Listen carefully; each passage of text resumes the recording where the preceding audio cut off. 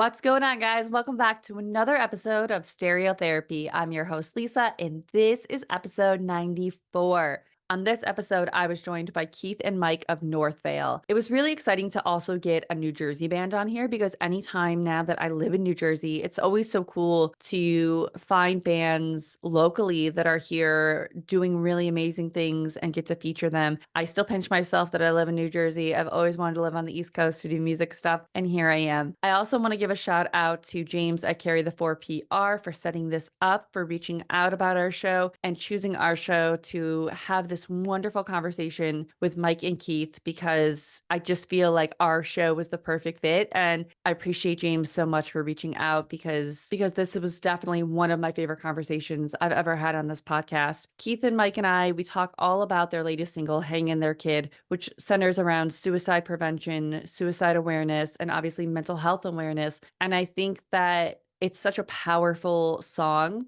It's such a powerful music video. And Keith was kind enough to send me everything ahead of time, so I was able to prepare for this conversation and really dive into what it's about. And I think that while it may be triggering for some people, I think it's so important to talk about suicide. We don't talk about it enough, and we lose way too many people. And we are about to enter the holiday season, which is the hardest for mental health. Again, I want to thank Keith and Mike for having trust in this conversation and being open and vulnerable in their own mental health struggles, and how this song is so important to have this out as a single. I appreciate a band that uses a platform, and it just made me really respect Northvale so much for using their platform. So for something like this, all links below to check out the song, video, go follow the band as usual. So make sure you do that after this conversation, and let's just get into it. Here's my conversation with Keith and Mike of Northvale. Question, if you guys just want to introduce yourselves, because it is audio only right now, so they can say, okay, that's Mike, that's Keith. So whatever you want to do to introduce yourself, go right ahead. Sure. I'm Keith. I'm the singer for Northvale, and I don't know. That's That's it. perfect. That's That's good. it. I'm Keith, and I'm the singer for Northvale, and I'm here on Stereotherapy. There we go. And I'm Mike. I'm one of the guitar players for Northvale. Awesome. And so one of the things we always love to ask everybody, because it's so cool to hear everybody's individual answer, I would love to know, for the both of you, what were your first memories, or what are your first memories of falling in love with music, whether it was like an artist, a time, a place. Some people say like driving in the car a lot, or like their parents, but for you guys, what kind of started you on your musical journey? I think I was always into music. My dad was always into music. He was into a lot of older stuff for his time.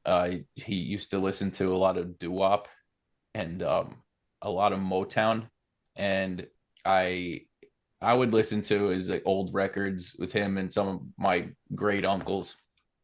And I don't know, it was just seemed like a good time. Music, every time music was on, like it was happy, and that made me associate music with happiness. So I definitely gravitated toward it at a young age, and I don't think I ever like classified myself as only listening to one type of genre. I liked all kinds of things. I loved hip hop when I was younger, and I got into punk, or pop punk, I guess, once I got into like middle school. I started skateboarding. I started turned into a little skater kid, and I think one of the first bands that really just like grabbed me was Blink 182. I had to be so cliche, right? But I loved Blink, and I loved Sum 41, and I loved to skate. And I think the whole the whole draw of the scene, just the allure of it got me. I've got I my dad bought me a guitar when I was 14, and I just wanted to be cool. I wanted to be a cool kid. I wanted to play music. It just made sense. And that's when Yeah. I don't know, like that was it. I just kept going. Oh, that's so cool. Yeah, I can resonate with that a lot, especially with Blink. Like I remember when they came out, and I saw like Enema of the State, and I saw their music videos. And again, I wanted to be cool. I was like, this is what I want to do, and gravitate towards that, because before for me it was like pop music. I mean, obviously, they're in sync, Backstreet Boys, and then navigated through because of Blink 182 and your Sum 41, Green Day. then it led me on a whole different path, opened it up because of just seeing the imagery of those bands and like, oh, I want to be cool like that. I want to fit in with those people. And then, it's just one thing led to another. And now it's like Blink and Sum 41. I mean, there's still, I know Sum 41 is retiring and everything like Mm, that, but they were still killing it up until now, like still the longevity of them. So that's so cool. Like I know a lot of yeah. people, they pinpoint it, even if it is cliche, e- everybody can pinpoint Blink 182, even if they're Mm, lying, if not. Like Blink is so, especially to us, I don't know how old you guys are, but anyone in their 30s to mm. late 20s, Blink is still so important. Hell yeah. I was similar. I mean, for me, it was like, when I was, I don't know, like 9 or 10, my mom started letting me, like, she would give me like $10 and, when she was at the mall and let me like buy something at Coconuts in in the Oh, mall. yes. Yep. I remember coconuts. And so like I would buy like the CDs of the shit I was listening to on like, MTV or whatever at the time. And I'm like 9 or 10 at this point. So it was like whatever was playing on TRL, I guess. And one day I came back with with Enema of the State, and I must have been like 9 or 10. And like, my mom being a typical, North Jersey kind of helicopter parent, like would read the lyric booklets, and she took that CD away from me. Ah, And so that kind of like led me down to like the rabbit hole of like going on like LimeWire and shit like that to try to, oh, I'm sorry. What's the cursing policy? You can Anything? definitely curse. You're good. All uh, good. um, yeah, Yo, you remember downloading you remember like going on like Napster and downloading like a bunch of songs before school and just coming home to see if any worked? and hoping they weren't Mhm. viruses. Yeah, yeah. Yeah, Yeah, right. they That were too. I mean, they were viruses, but it was fine. Like trying But to download the new Limp Bizkit record. Oh, yeah. But I was like, well, why? I mean, now, like in retrospect, I'm like, obviously, I know why my mom took that CD away from me. It was like, it was clear if you like read the Yeah. lyric book, it was songs about like having sex with dogs. But Yep. like, Let's uh, party, dude. but like 9, 10-year-old me was like, well, I got to know like what's the forbidden fruit here, and that's sort of like, that was the gateway drug for me. It was pop punk, and then I got really into like post hardcore and that whole scene throughout high school, and then the rest is kind of history. Yeah, I'm so similar. And it's funny even bringing up Limp Bizkit because I remember my mom was the same way, especially with Blink 182, Take Off Your Pants and Jacket, Limp Bizkit, and Corn. Because I went in this path where I was like, I love new metal. I'd have to hide my CDs in my pillowcase because my parents were like, you cannot have this parental advisory. What does Limp Bizkit sing about Nookie and all this stuff? Like, what is Yeah. this? I should be listening to this. But I always gravitated towards that. And then like I definitely went that post-hardcore path too, like Thursday, Glassjaw, all of that, and my parents were just like, what is this? You shouldn't be listening to this. Like, what is this? And then finally they just gave up. And 1 year I finally got like, oh gosh, what is that? Issues by Corn.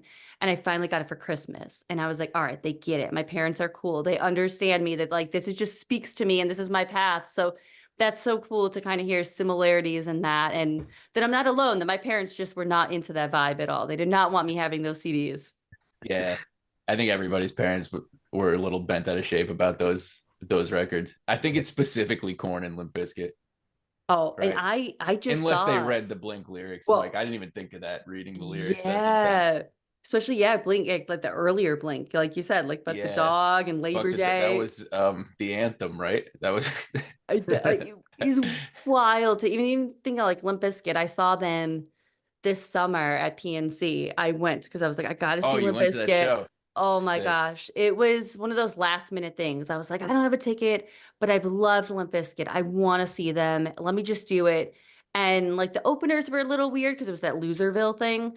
But honestly, I'm like, Limp Bizkit did not skip a beat. It was like it was almost 20 years ago or whatever in their prime. They were so good. I was like, it was worth every penny. And just the mix of people in that crowd was something too, for sure. But obviously, too, like we talked a little bit about it too, like New Jersey. I want to hear for you guys because I feel like New Jersey is such a special place. I know before I moved here, I'm originally from Illinois, wanted to come out here because of bands like Thursday and just the scene, like Census Fail. I mean, I could probably list all of these bands that are from here and the basement shows and just hearing about that. But for you guys, what is so special about New Jersey and the scene to you guys? I don't know. You mentioned all that stuff, and it is funny thinking about it, right? Like all that stuff from growing up, like the basement shows, and even before that, the VFW shows, and just all the bands that came out of here in that initial like rise of pop punk emo, and all the I don't know, all the memories that come with it. I think it's just so funny. I haven't sat and thought about it in so long, because New Jersey really is at this point, unfortunately, it's like it is not that anymore. It's not Mhm. that scene. That scene is not there. It sucks. I wish that was still thriving. I really don't know how that scene works in 2024.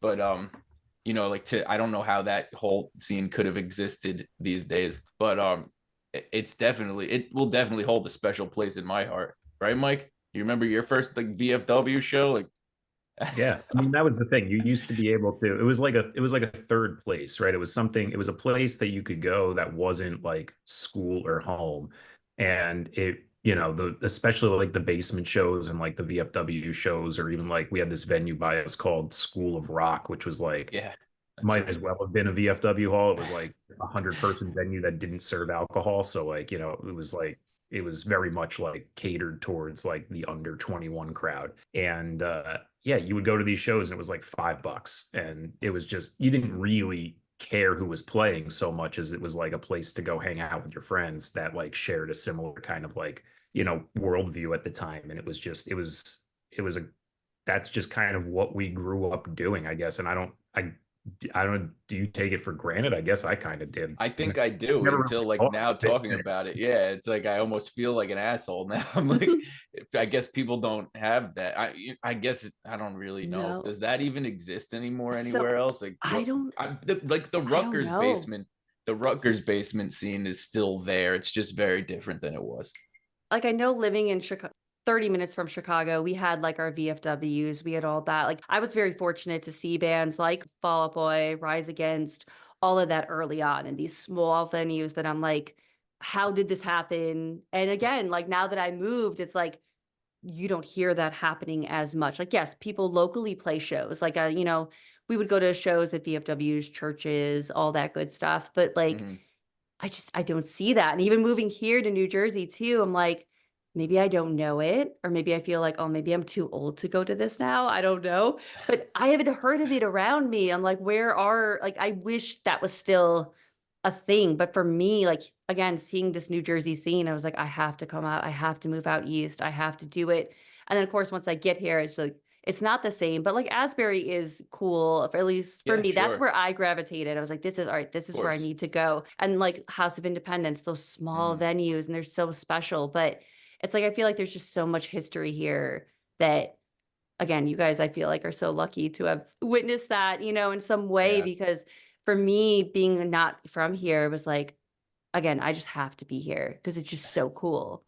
Yeah, I mean, Asbury's where it's at for sure now. I mean, that's its own little scene. I mean, like the South Jersey or the shore, right? The Jersey Shore scene is very much there.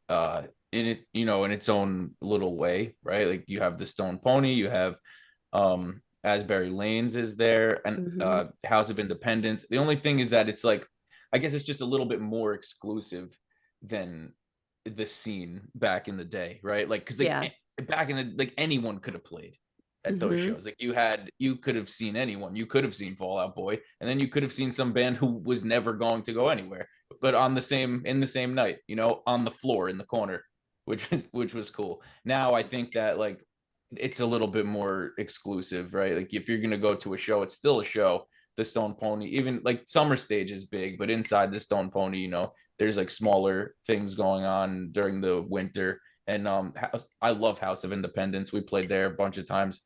Asbury Lanes is a cool ass spot. Mike, what else is over there?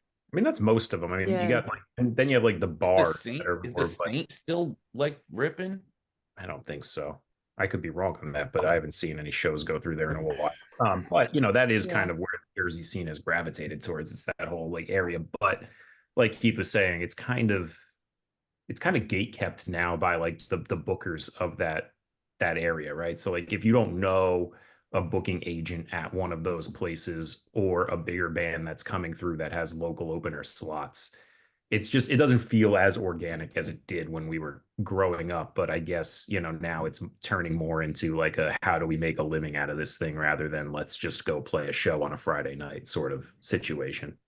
Yeah. Yeah, I'm sure a lot of anyone listening to you, I'm sure a lot of scenes are that way too. I'm sure because just anyone I have on here, they'll say similar things. Like I had somebody, a band just on from like Orange County, LA area, and they were saying the same thing. Like LA is its own, that's its own animal over there and like what it is and everything. And I'm like, oh, like it sucks to hear it's changed, but I understand again, like things happen. And that's why like it was just so special to be a part of that. So, and definitely. Yeah. And just man, yeah, now even thinking like I was lucky enough last year I saw Thursday at Crossroads. What? That's cool. Yeah. And they played a show and I remember I was so lucky I got tickets like to the first one and they added on. Mm.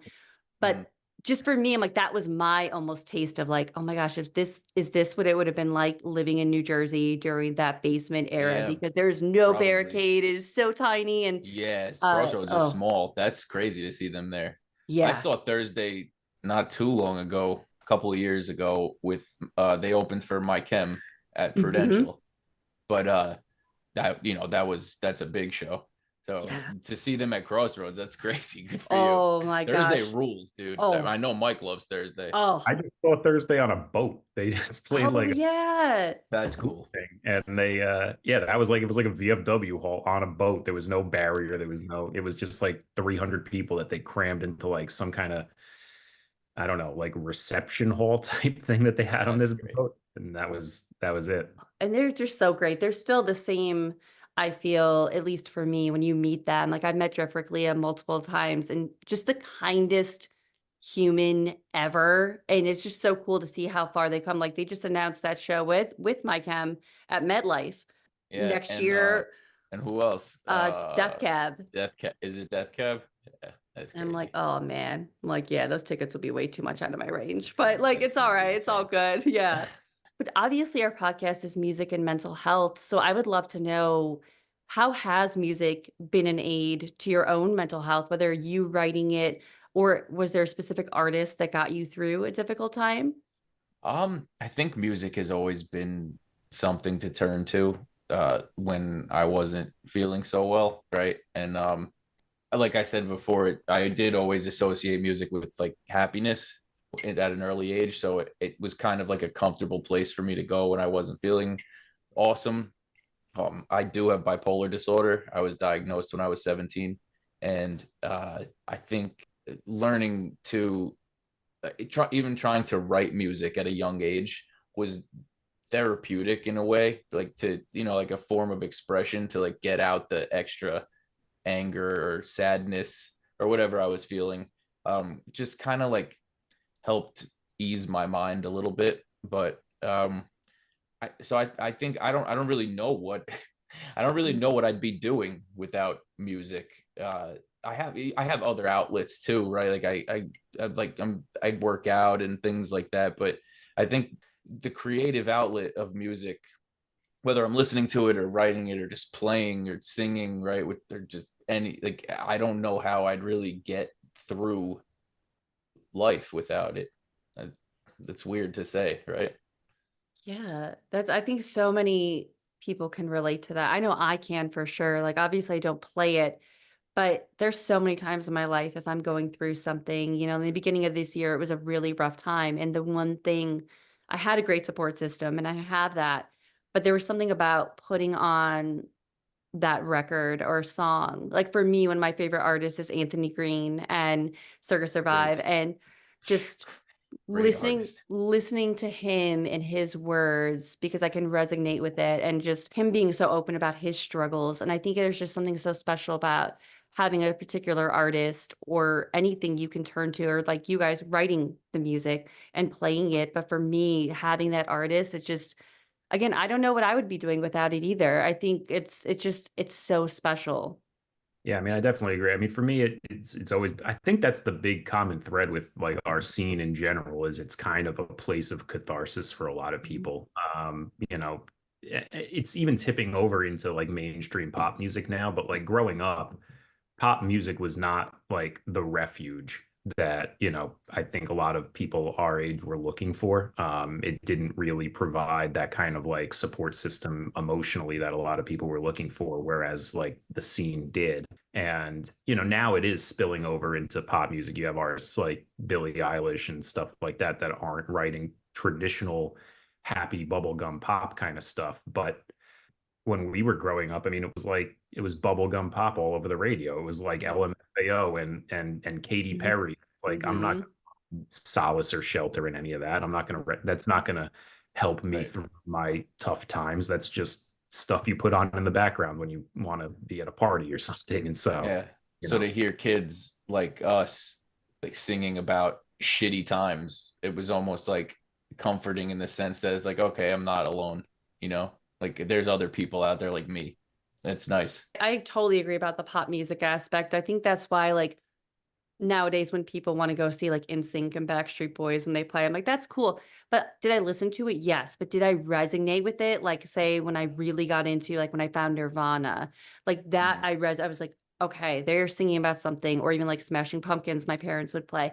And then I moved on to, say, like Your Thursday or any of those bands, like, they're singing about real stuff that I can feel and understand. Like, again, the bubblegum pop, I can't, it didn't have anything for me, and I know so Yeah, many people, like, that's their right. thing, but it is cool to hear, like, Billie Eilish or even, like, Chapel Roan sing about things too and just be so open, and that's cool the kids have that now. Because again, yeah, like, Katy Perry just singing about whatever, that didn't really hit, but, so obviously we have to talk in mental health. You guys have a song dropping tomorrow, so I'm gonna try and push this hopefully next week, by the end of the week, because I wanna push people your way, but obviously I'm going to give you the floor a little bit to talk about Hang in There Kid, and because I think it's so important to talk about suicide prevention and awareness, because so many people don't want to talk about it until it's too late. It's almost like, oh, let's not bring it up, let's not talk about it, but we should be talking. So one, I love that you guys are using your platform to do that, but for you, why do you think it was so important to have Hang in There Kid out there right now for you guys? Well, more on this. This is, I wrote the instrumentation to it with Chris, but Keith kind of took it in the direction it ended up going. And I'll let you touch on it a little bit more. But we were kind of like trepidatious about it at first. We're like, do we want something this on the nose? But I think the way that Keith wrote the lyrics was kind of, masterful with how the song kind of builds to the crescendo at the end. And I'll shut the fuck up now and let him talk about it. no, a lot of our songs end up that way where Mike and Chris kind of just come up with some sort of instrumentation and I take it after the fact and just start writing what I hear. With that song, I did tread lightly at first because things were happening so fast when we were writing. We were putting together an entire record, and that topic, it's like it's real, and it like cuts deep, and that's like a scar for me that's been buried for a very long time. So to rip it open and spill it out again like now so how it so many years later, I didn't even know if that's what I should be doing, but that's what I heard.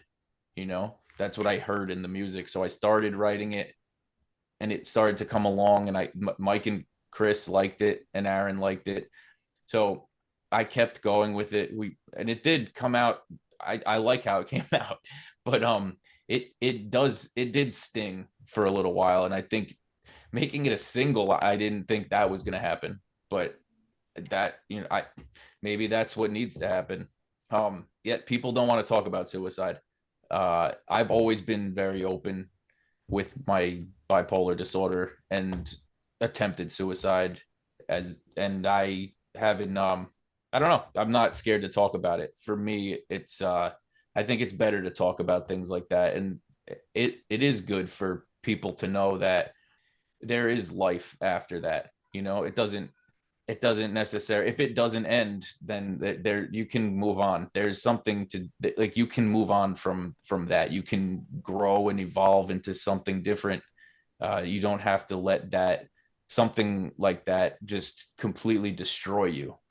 And I think that if I could elaborate on it, I would just like to say that when I did try to hang myself, I didn't, I felt lost. I didn't know where I was, but I was lucky enough to have a good support system of people around and friends. And, we're talking over 15 years later here, and I have a sweet band, right? And Mhm. I have a house and a kid and a wife, and I'm rocking.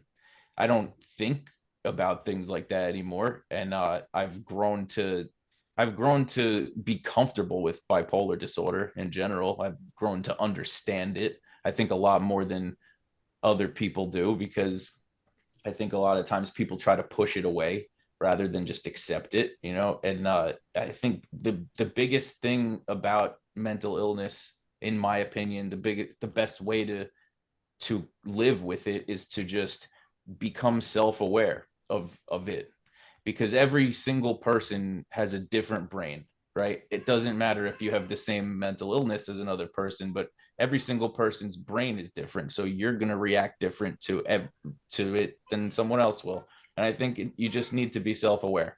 And so I am happy that we did hang in there, kid. I'm happy we put this song out, and I hope that if it does anything, I hope it helps someone. If it's one person, I hope it shows that, like, fucking hang in there, kid. Mhm. One, again, Keith, like, thank you for sharing that and being vulnerable with that, because I'm sure it's not easy to talk about always. And I think that's even like when we have this podcast about mental health, you never know what someone's experience with mental health is and mental illness. And I think so many people don't consider when people maybe are at that step in, say, they choose suicide and there's no other way out for them in their pain.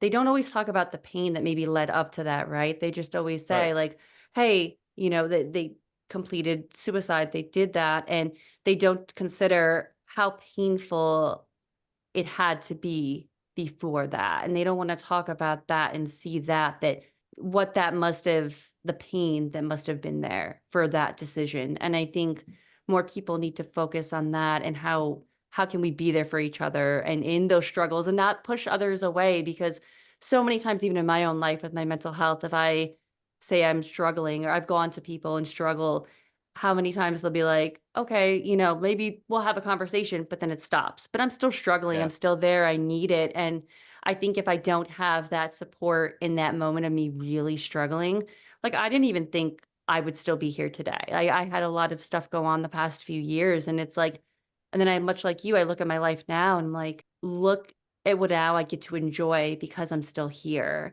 I would have Mhm. missed out on all this stuff. And I think that's for me, at least personally, what's kept me going, and almost like, I'm so glad I didn't complete that. I'm so glad I didn't go through with that, and that there is hope. So I think songs like this, your video and the imagery, it shows there is hope. And it's so important to push that. So again, like, I appreciate you guys coming on and just speaking that truth in that, because so I feel like we're in that time now. Seasonal depression is at Yeah. this is the hardest time for people. I mean, This is the peak. it really is, and so many people I don't think of that. So I really appreciate bands like yours that want to use their platform, because I feel like it has to be talked about.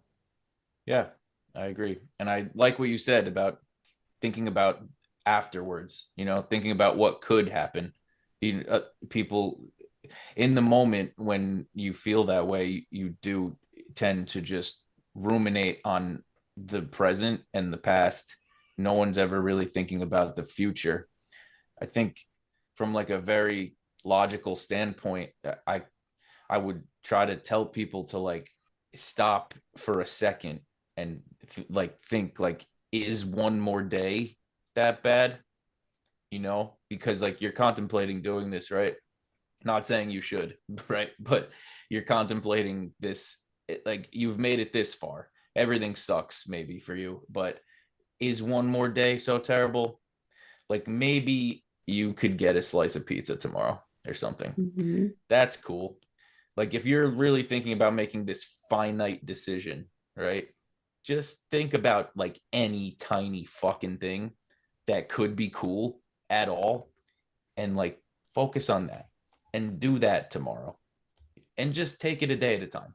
Like, well, maybe I could do something because realistically you could end it at the snap of a finger, right? If you wanted to, but maybe don't, because like maybe that maybe knowing about that control or knowing that fact, maybe that control could help someone feel better too. You're in control of your life, so don't take it right now. Go do something fun, anything fun, anything. Yeah, and sometimes that's all it takes, I know for me personally or others struggling, sometimes that's all it takes is maybe like somebody was kind to you, right? When you really Mm-hmm. needed it. And that shift of like, okay, there is someone or someone listens to you when you're talking about it. There's that shift of, oh, someone does care. There is someone there, or there's this joy. And I know it's hard and it's easier said than when you're not struggling. Oh, just go find some joy. But like if there's that shift of this brings me joy, I feel okay, maybe I can hang on another day or another moment, another hour, even, just that is so important. And I think that's why in the song, when it's hang on if your heart's still beating, and I think it's so like that got me. Like, again, thank you for sending me it earlier Yeah, so I for could sure. hear No, and I listen. I wanted you to hear. And it was like that part for me, it just hit where I was like, this is going to be so special for someone struggling. And I can almost picture like if someone's singing that live, right? Everybody's singing that live with you. For me, I'm like just like thinking about that and just everybody having that moment. Like that's what music is about. So I absolutely love that. And I love how the song does that because it's like it's going to be such an anthem, I think, for so many people and for so many different reasons. Yeah, I hope so. Like I said, I hope that it's worth putting it out as a single, right? Because I think it stings me a little bit, right? But I don't care. If it could help anyone, that'd be so dope. Really. Yeah. Like what else is the music for?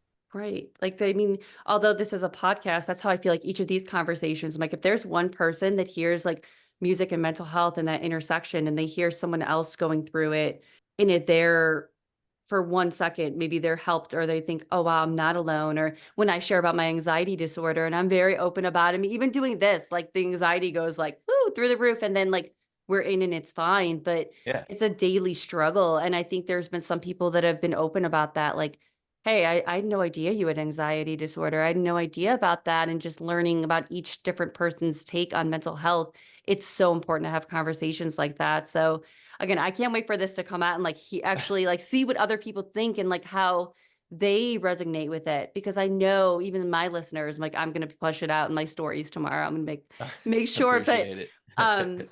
and obviously there's a video with it too, which is Yeah. very hard hitting too. And I think again, even you saying it stings a little bit, and I'm sure it was very difficult to film that video. Yeah. It's just Um, going through that. What was that like? well, it was a little creepy, I Mhm. guess. The idea of it was basically there, right? I mean, it's taken from memory, right? But not verbatim, I guess. But um, I was lucky enough to work with a close friend on it. Um, a good friend of ours, Jason, filmed it for us. This was kind of like a lower budgeted production for this video. We came out of the gate really hot with two crazy videos, which are awesome. And this song was just a little different. It was a little more intimate. The full band thing just didn't seem to like portray the right message, I guess. And So I was lucky enough to work with a close friend, and Chris also came with us to help with camera work. Our guitar player, and we kind of just found this little spot in Brooklyn that aesthetically looked cool. Filming it, believe it or not, once we got started, it wasn't that crazy. I mean, I know like I look at myself back in the video and I see like I'm like, wow, I was I was in it. But I don't think filming it wasn't as hard as writing it, believe it or not. Writing it that was the hardest part. Writing for me anyway, writing is like that's like the act of like reliving things, and anytime I sit there and I really start like writing the song and going over it, that's when it like hurts the most. Recording is whatever, like everybody's there. Recording's fun, we're all in the studio and it's the support's there, and it's almost like you're concentrating more on singing it correctly, or in the slightest way, like, so you're very focused on that, so you're not really thinking about like too much of what you're actually saying, just putting emotion behind it. And the filming, I think it does hit hard. I watched it and I was, even myself, I was like, oh wow, we really did it. But it was okay. It wasn't that bad. I'm happy with the way it came out though. I'm glad you watched it. I'm glad we sent it to you. It's Oh, I hope people like it, and I hope our warning in the beginning is good enough. Like we didn't know, that was another thing we didn't really know what to do with. We didn't want to like mess anybody up either. That's another thing we were a little worried about, right, Mike? We didn't want to like piss anyone off either. That's definitely not our objective here. So we tried to put like that little trigger warning, and there is a lot of flashing in the video, so we put that photosensitivity warning too. I don't know. I guess we'll see how it does tonight, right? yeah. It's and I think it's interesting, Keith, that you said that too, because I've always wondered when people write songs like this or other singers and that I listen to, because it has to be like, even if I'm feeling it, like what's in the song, how the writer of that song and reliving that and writing it and then pen to paper, then it's in the video, then it's out, then it's just, I've always wondered how the songwriter felt about putting that out there. So I think that's really interesting to hear, because I've always felt that way. Like, this must really be so difficult to put this out. But then maybe if it helps someone, again, maybe it eases it. And I never want to speak for anyone, but that has to be just, I've always wondered that about anyone I listen to, that like how difficult that must be to put that pen to paper. I think that it for sure is. And 99% of the time, I would say that it does help in the end. It hurts at first, but then it does help. It's like a form of closure almost, right? But I honestly, now that we're here, I'd say the same thing about this one. This one was just a little harder because it was just such an old wound, that was kind of healed already. But the music said to write that. If that makes any sense. Am I getting too creepy? No. That's what the instrumental said. It told me to write that, so I wrote that. Yeah, and I love how in the end of the video, there's the heart at the end. And I Yeah. think that is such a good symbol. And I think, especially if anyone is watching or listening to this, then you watched it or you haven't watched it, and I'll link everything too. But like just having that and everything that goes on, and then it just zooms in on that heart. And I think that's just, that alone is such a message of like hope. As much as some people are, oh, it's just a heart. But when you watch the video, when you listen to the song and you see that, it's just, again, I think it's such a powerful video to have out. And again, maybe some people may be taken back at first, but I think I feel like something like that does have to be out there. Because again, not enough people, like we've said before, are talking about it. They want to shy away from it. And we lose too many people every year to suicide. Yeah. It's not cool. It's something that needs to be talked about more. I think the more we talk about it, the more people will know that there are other options, right? And support and people who care. Yeah. And especially you guys also being men too. There's such a stigma in men's mental health. That alone, like, I think that's the one thing I'm most proud of this podcast. I've said a couple of times is everyone's like, one, you're not going to get anyone to come on and talk mental health. And then two, they're like, good luck with any male guests because they're like men's mental health. But honestly, my last 10 guests have all been male bands. And I'm like, that's proof that people do want to talk about it. They want that space. They want to share their experiences. And if this podcast in a way can be one little thing for that, that's amazing. But like for you guys, what would you, I know it's a pipe dream, but where would you like to see men's mental health go? Like what strides would you like to see made in men's mental health? I I like the think fact that well, I'd like to see more of a destigmatization towards it. I mean, for us being like band people, I mean, we're very open with it. I mean, even when like we can tell when each other are upset. And like even this week, like I was going through a little bit of a depressive episode and Keith like texted me, out of the blue. He's like, "This is your friend Keith speaking, not your bandmate Keith. Are you okay? Is everything cool?" And like I feel like I don't know, like this whole like macho like don't talk about your feelings shit needs to stop. Like I think that that's not the path forward for a lot of this stuff. And like it you don't have to be diagnosed with some kind of like professional you know characterization of your mental illness. You could just be sad sometimes, and like just having people talk through that with you is still legitimate and okay. And I think that I don't know. For me personally, it's I like having the support system there, and it does seem to because it's one thing to have like your family members be like, oh, it's okay, everything's gonna be fine, but like having your friends tell you that, and like especially like a guy friend tell you that, I don't know, for whatever reason on my end it holds more of an impact. And I think at least in men's mental health, I think having breaking down the barriers of like, oh, it's not cool to talk about like your feelings with your friends needs to go away. Yeah, yeah, I agree. 100% in that. Like that's the biggest thing. Like even my fiance and his friends, sometimes I'll even hear them. I know they'll go through stuff and they're like, yeah, us as men, like we don't talk about that. We don't talk about our mental health. And I'm like, I don't want to be that person, but I'm like, I've got a podcast for that. And like, yeah, you do need to talk about that. Like you do, like as men, I'm like, I wish you would open up. I'm like, I can't force you, but like hearing them even like close to like our tight knit friend group, hearing them not even wanting to open up and just keep it inside. And there's people like I know around us. I'm like, something's going on and I would love to talk, but it's hard. Like, you don't want to force it. But I love, Keith, that you reached out like that. Like, this is your friend, now your bandmate. Like, I think that's Yeah, so important well, to you hear. know what? We are friends. We were friends before band, so like we stay. I don't know. I'm big with that. I just like there's a big separation with band and friendship. Mike's been my. I met Mike in I don't know what, dude. Second grade, first grade, something like that. Since we're six, whatever Yeah. that is. Wow. So I've known Mike since then.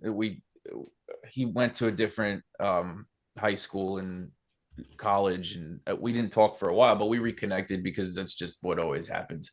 And we're friends, so I care about him, like because band is important, right? Especially at this stage with Northvale, like things seem to be rolling, and like we there's a lot to do, and it's us managing it. It's me, Mike, Aaron, and Chris. Like we're doing it, but there's a ton of work to be done with this record, and sometimes it gets really, really crazy and hectic, and like it's almost like you're four coworkers, and you just like constantly like screaming at each other to do stuff. So I think like sometimes it's important to just like side chat people and be like, "Hey, Mike." Aside from the fact that I asked you where all the masters are 6 times this morning, how are you feeling? Are you okay? Do you want to like get a beer and hug or something? It's you have to do that. And I think this might be like a hot take too on my end, but I think that regardless of whether you're a man or a woman, like every person either likes to talk about stuff or doesn't like to talk about stuff. I personally, believe it or not, am kind of closed off with like day-to-day feelings. I don't just think to share. And I don't think that's necessarily terrible because like every person's different, right? Some people sharing makes them feel a lot better than other people. And I think the important thing, which is a strange thing to say, I guess, but the important thing to me with the mental health and mental illness is that I don't really think that if you have something that you should feel bad about yourself, and you shouldn't feel what I don't want to I don't know how to say it. I'm trying to say that you shouldn't feel sorry for yourself, but that's like kind of mean. I don't mean it like that. I'm just saying that like you have a mental illness, but it's called a mental illness because a minority of humans have it, right? You just work differently. So I don't think you should be scared to talk about it at all, because that's just how you are. So if something happens that triggers you all the time, you shouldn't be scared to tell people you're fucking pissed about it or upset about it. And you don't have to, and like from a macho perspective, right? If you want to go there, like there's nothing wrong with complaining about it in your own cool macho way, if that makes you feel better, right? If you feel like shit, like if I'm having a day and I'm super fucking depressed and I'm with a bunch of guy friends like watching hockey or something, I can say something. I can be like, yeah, man, I'm fucking upset. I just feel like fucking shit. I'm gonna drink 30 beers tonight. Can someone get me home? I just don't feel good. I feel like shit. There's nothing wrong with saying that to your friends. I think that everyone should really just kind of like own what they are. Just and don't try to milk it for more. Don't expect attention from people. You can't expect anything from people. Just be you and love the people around you, and when you identify people that love you in your life, keep them in your life, and just try to accept yourself for who you are, and just be, you know. That's I'm like, is Instagram gonna let me use that as a minute 30? How am I gonna be able to clip that? Because that is so important for people to listen to. And Instagram just loves to give you a minute 30. But I think that's so important in owning that, because that's something even for me with my anxiety of like, I've owned it. I'm like, this is who I am. It doesn't mean like take it or leave it mentality, but like, hey, this is who I am. This is how I react. And I'm not okay. I'm not running from it anymore. I'm like, this is me. This is part of how I work and how I am. And I think owning that and like being more honest, like when you are having a shitty day, right? Like you were saying, like just Yeah. being honest, not because I was one of those people that always say like I'm good or fine no matter what, even if I wasn't. I would always, I'm fine. How is everything fine? When in reality, like no, I was not fine. Anyone that saw my face knew I was not fine, but I was just say by saying that, it was like, okay, well, they asked me, I said I was fine, I'm good. I can go off and just suppress this. And again, like everyone is different in their own way, but I think being more honest with ourselves and then just being open up with our friends or peers, whoever we're around, that support system, because not everyone knows what you're feeling sometimes. And sometimes, like, I know I'm always like, oh, what, why can't they see that? But no one can see what you're feeling. Like sometimes you do have to Right. be honest with them and open, because that's how you get conversation. That's how you get that support. Yeah, that's right. That's very Mhm. important. Oh my gosh, there's so many good takeaways in this. And like again, I am so glad that James reached out about you and the song to Yeah. come on here, because I was like, yes, oh my gosh, one, this is my sound.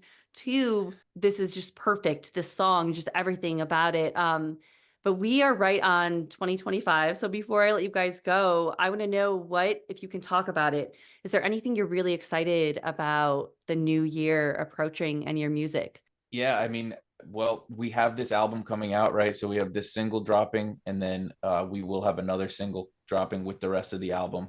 And I mean, I think 2025 is just gonna look like shows, right, Mike?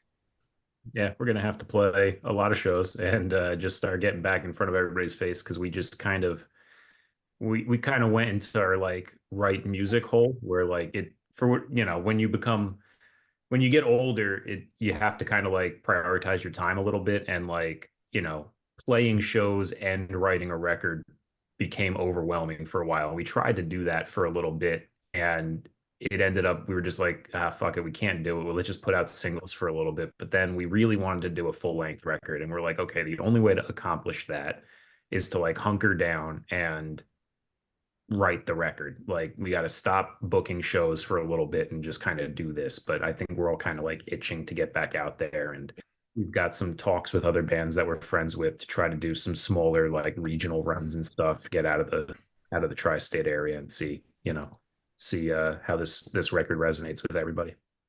Yeah, well, I'm looking forward to it. I really am. I'm so just excited to hear your sound and hear and have that, because I love the new music coming out, and I love that Well, I mean, some would say, okay, well, you're pop punk, but I feel like there's just something special to your sound where it's not just that typical, like, again, like, I love Newfound Glory. I love that pop punk, but it's the same, like, boys and girls thing, this and that. And I love to hear a sound like your band, like, again, like what we were talking about this whole episode, real things and like real things in this music. And I think that's needed in the genre and style of music. So, again, I can't Yeah, thank you guys both enough for wanting to come on here and hang out. And I know everyone's like, "Oh, you always say that," but I truly, this is one of my favorite conversations because I think one, what you're talking about in your music, and I'm really excited to get to push a band like you guys out there. we Thanks appreciate so it. We much. appreciate you having us Yeah. Yeah. Oh my gosh. Yeah. Another Jersey band. So like if you're playing around me, like any of those areas, I would love to see you guys play. for sure. We'll be around. For sure. And before too, I let you go. If anyone wants to find you guys, I'm gonna have all the links, but if people want to listen, where's the best place to find you guys? I know you're obviously on all the social medias, all that stuff. Yeah, we're at Northvale Band on everything. Perfect. So Instagram, TikTok, whatever you want, and on all the streaming services, Northvale. We're easy. Awesome. Yeah, there we go. Awesome. But I'll link it all. But you guys have a great rest of your night. And again, I can't thank you enough. I can't wait for tonight when the song drops. And like I said, I can share it all over our Instagram. So I can't Awesome. wait. We appreciate it. And all right, guys, that was my conversation with Keith and Mike of Northvale. Again, I cannot thank them both enough for having the trust in me to have this conversation and for sending me everything I needed to prepare for this and really just almost be before we sat down, like, whoa, this is going to be such an important conversation to have. And it's conversations like this that let me know that there's a much bigger picture than, hey, this is just a podcast I put out. And I think it's always amazing when I find bands, especially men, that want to talk mental health and they're talking about suicide prevention and suicide awareness. And I just think that so many of you should really go give them a follow, go support what they're doing. We have a new record on the way, as you heard, and this is a single off of it. Hang in There Kid is definitely one I think that will become an anthem for so many that are struggling. So please go check them out. All links below. And again, thank you to James of Carry the 4 PR for setting this up and reaching out. I cannot thank you enough for allowing me to create such a wonderful conversation that I think will help so many feel they are not alone. As for our show, if you are loving this thing even just a little bit, be sure to give us a follow and subscribe to the show. You never know who we're talking to, and it truly helps support our show. That's the one thing you can do to help support our show and shows like ours, as well as a positive rating and review. It goes such a long way. Some of you have already done that. We appreciate you so much for that. And as for me, you will hear me on Friday with another conversation. We're going to start to have 2 episodes leading up to some of the holidays because of the fact I do not want them to get stuck behind a holiday and that guest does not get heard because it's the holidays. Also, Justine will be back. She's still recovering. I'm not sure if you're going to hear her before the year is over. She's not gone anywhere. She's doing well. We just had a FaceTime the other day. She's doing well, but she needs some more time. So I am taking the reins over here. So I hope you don't mind. So yeah, I will see you guys next time. All right. Bye, guys.